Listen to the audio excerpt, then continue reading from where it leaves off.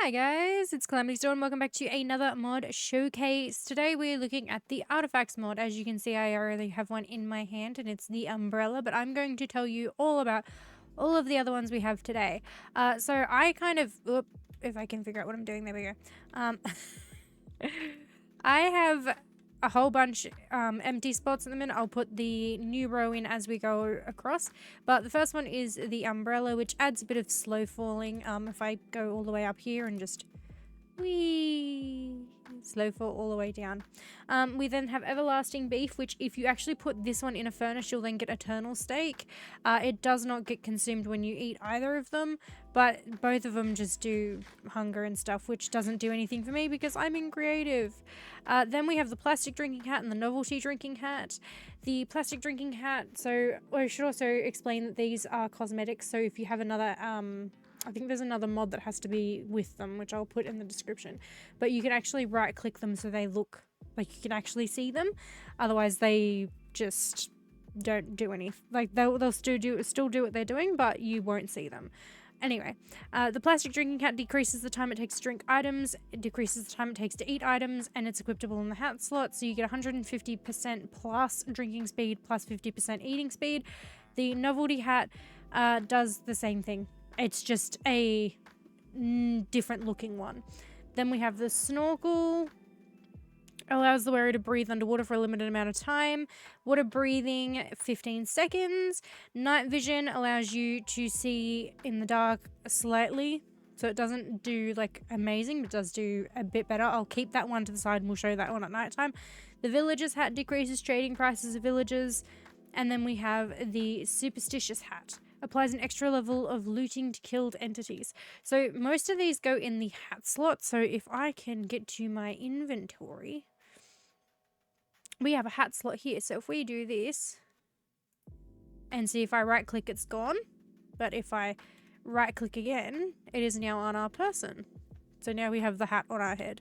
But all of these ones, bar the steak and the umbrella, go into a slot. The rest of these don't go anywhere.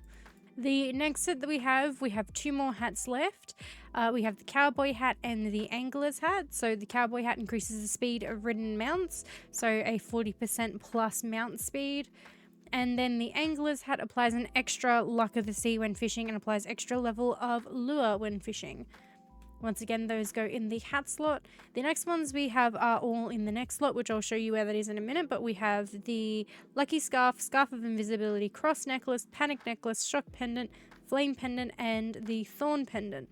So the lucky scarf applies an extra level of fortune to mind blocks.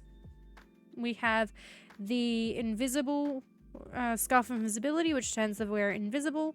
We have the cross necklace, which increases the length of invincibility after taking damage. The panic one increases the wearer's movement speed after taking damage. The shock pendant has a chance to strike attackers with lightning, grants protection against lightning strikes. We have the flame pendant, which has a chance to light attackers on fire, grants fire resistance after lighting an attacker on fire. And we have the thorn pendant, which has a chance to damage the attackers.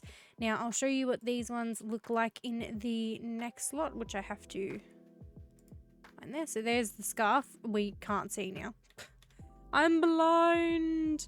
But this is the next slot. So if you need to put anything in the next slot, you need to go to the chest and place it in there. Each one looks different and will have like a different placement depending on how they're worn. So the actual pendants will go there. But let's jump on to the next section. Now we have two more necklaces left, which is the Charm of Sinking and Charm of Shrinking. The Charm of Sinking allows the wearer to move freely in water, and the Charm of Shrinking shrinks the wearer. So those are what those ones do. These ones all here are waist ones, which we will put in the pants slot, which will go here. So we'll take this back out. And this one is a cloud. We've got Cloud in the Bottle, Obsidian Skull, Antidote Vessel, Universal Attractor, Crystal Heart, Helium Flamingo. I was going to say helium. That's not right. And the Chorus Totem. So the cloud in the bubble allows the wearer to double jump. So if we put this on here, a bit hard to, there we go. It'll work better in survival than in creative. We have the obsidian skull, which applies a temporary fire resistance effect after taking fire damage. This one has a cooldown of 1 minute. Then we have the antidote vessel, which greatly reduces the duration of negative effects. The universal attractor, which attracts nearby items. The crystal heart increases the wearer's maximum health by 10 plus maximum health. Helium flamingo allows the wearer to swim in the air for a limited amount of time. Press left control while in the air to start swimming. And then we have the chorus totem. A fatal hit has a chance to teleport you somewhere else instead. Now we have one more belt one, and then the rest are hand-based ones. So this one is a warp drive. Ender pearls are not consumed but cost hunger instead. Ender pearls deal no damage. I should also state here that in the description there, it does tell you where, in which trinket slot it does go. So if you do get confused by any of the items, you can always just refer to the item description. We then have digging claws, feral claws. Now I've used feral claws before. I actually used these in my 121 series. We have the power glove, the fire gauntlet, pocket piston, vampiric glove, golden hook, and onion ring. So the digging claws increases the wearer's mining speed, increases the wearer's base mining level to stone, and it is a 30% plus block break speed. Then we have the feral claws, which I absolutely love these ones. Increases the wearer's attack speed equipped in the glove trinket slot, which is a 30% plus attack speed. I'll show you how these look in a moment. The power glove increases damage dealt by the wearer. The fire gauntlet causes the wearer's melee attacks to deal fire damage. We have the pocket piston, which increases knockback dealt by the wearer. We have the vampiric glove, which causes the wearer's melee attacks to absorb health. The golden hook increases experience dropped by creatures, and the onion ring grants a temporary boost to mining speed after eating food. For every food point restored, you get haste 2 for 6 seconds. So if we go into our inventory and we put the claws on, so you can have 2 on because you have a hand one here and this one here. But if we turn around and look, I have the gauntlet on one hand holding the onion ring, and I have the claws on the other hand. Nope, it's going to nighttime, which is going to be perfect because I can show you how the night goggles work. I'm also going to have to come back in a moment and fix my little pillar thing because I don't have enough room. Right, so if we wait till nighttime. So this is with our night vision goggles on. This is with them off. This is with night vision on. Much brighter. So, hello. So yeah, the night vision goggles do give you that slight bit of night vision, but it's definitely not like a night vision potion. But there's the difference there. Let's head back on over. And we're back with the next section. I also still didn't have enough because there's going to be 3, but I'll just put a 3-block pillar next to it so we can have all of them there. But our next selection is the pickaxe heater, the withered bracelet, and then the rest are going to be shoes. So we have the aqua dashes, the bunny hoppers, the kitty slippers, the running shoes, the snowshoes, steadfast spikes, and flippers.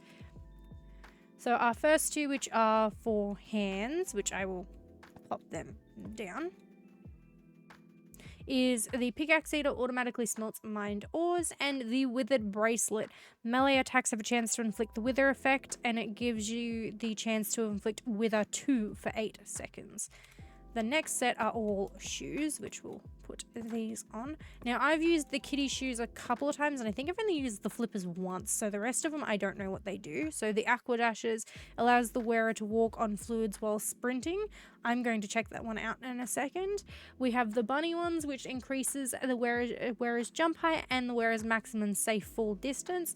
So you get 40% jump strength and 10 plus safe fall distance. The kitty shoes avoid creepers, will avoid the wearer, which I've used them on a couple of times. Running shoes increases the wearer's movement speed while sprinting and increases the wearer's step height while sprinting. We have the snowshoes, which allows the wearer to walk on powdered snow, increases the wearer's walking speed on snow altogether. The steadfast spikes grants immunity to knockback, makes ice less slippery to walk on, and the flippers improves agility in the water. I am going to quickly try on the Aquadasher shoes because I actually don't know if this means you can walk on water or just little surfaces of water, which is... There we go, we're running on water. So I'm assuming based on this that you can run on water indefinitely as long as you stay sprinting, but the minute you stop sprinting, you stop. So those ones would be quite handy if you did find them, which I would actually think would be great.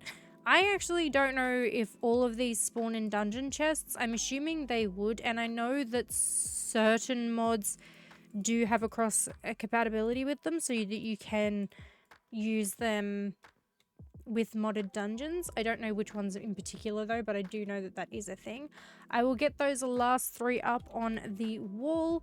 Right, we have the last 3, which is the rooted boots, the strider boots, and the whoopee cushion. And the whoopee cushion is equipable in any trinket slot. We'll go through the boots first and then we'll pop them in.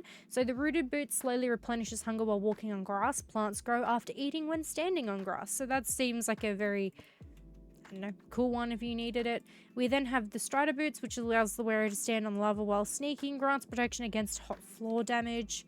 So we'll chuck those ones in. And the whoopee cushion is one of the ones that you normally start with if you start with a bonus chest. And we can equip it in any slot, and I will show you what it does. We'll just put it on our head for the minute. If I crouch, there we go. It doesn't do it every time you crouch, but